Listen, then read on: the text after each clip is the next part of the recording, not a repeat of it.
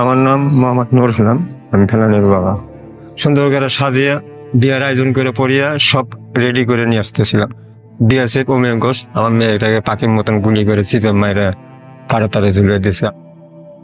আমার ফেলানিকে এই যে এইখানে ঝুলিয়ে রাখছে, ওই কাটা তারে মাথায় ঝুলিয়ে রাখছিল, কিন্তু আমি এখনো বিচার পাইনি। বিচার পাবো কি? আমাদের দেশের সরকার উল্টে তাদের পক্ষে কথা বলছিল। যেহেতু আমাদের বাংলাদেশের সরকার ছিল আওয়ামী লীগ, শেখ হাসিনা, তাদের ভারতের পক্ষ হয়ে কথা বলছে। আমরা ওরকম সরকার চাই না, আমরা চাই এরকম সরকার যে আমাদের পক্ষ হয়ে কথা বলে, যে কোনো বিষয়ে চাওয়ার সাহস করতে পারে। আসেন, সামনে নির্বাচন, ভোট দিয়ে আমাদের ক্ষমতা বুঝে নেন। এই নির্বাচনে কে জিতবে? আমাদের বাংলাদেশ জিতবে। এটা আমাদের দেশের চাবি আমাদের হাতে। দেশের চাবি আমাদের হাতে, দেশের চাবি আমাদের হাতে, দেশের চাবি আমাদের হাতে, দেশের চাবি আমাদের হাতে, দেশের চাবি আমাদের হাতে।